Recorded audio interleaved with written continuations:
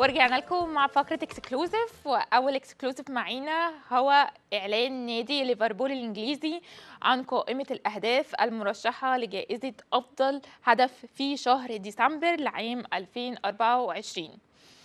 الأهداف المرشحة لجائزة أفضل هدف في ليفربول لشهر ديسمبر: هدف محمد صلاح الثاني أمام نيوكاسل، وهدف محمد صلاح أمام ليستر سيتي، هدف كودي أمام مانشستر سيتي، وهدف كودي أمام ويست هام، وهدف كودي أمام ليستر سيتي، هدف جونز أمام نيوكاسل، هدف دييجو جوتا أمام فولهام، هدف ديجو جوتا أمام ويست هام، وهدف لويس أمام توتنهام، وهدف سوبر سلاي أمام توتنهام، هدف جو براتشو أمام ويلفر هامبتون.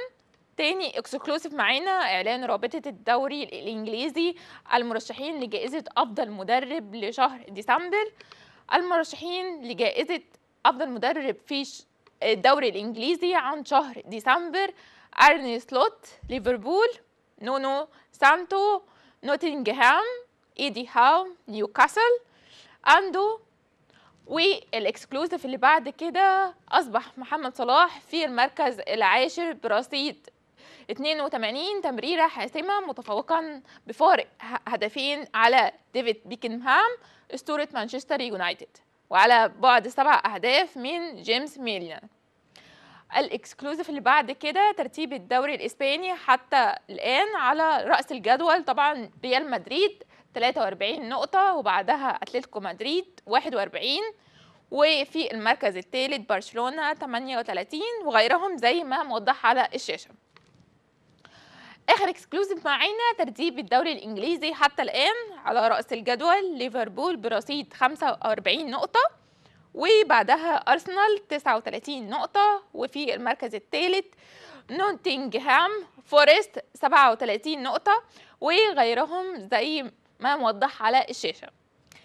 انتهت فقره اكسكلوزيف. الفقره اللي بعد كده هي فقره سكوب واهم نتائج مباريات الاسبوع اللي فات.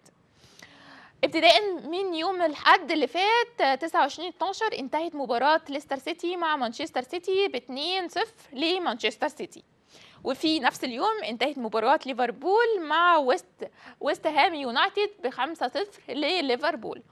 أما يوم الاثنين انتهت مباراة تشيلسي مع إبسونويتش تاون ب2-0 لتاون، وفي نفس اليوم انتهت مباراة مانشستر يونايتد مع نيوكاسل يونايتد ب2-0 للنيوكاسل. أما يوم الجمعة اللي فاتت انتهت مباراة ريال مدريد مع فالنسيا بنتيجة 2-1 للريال.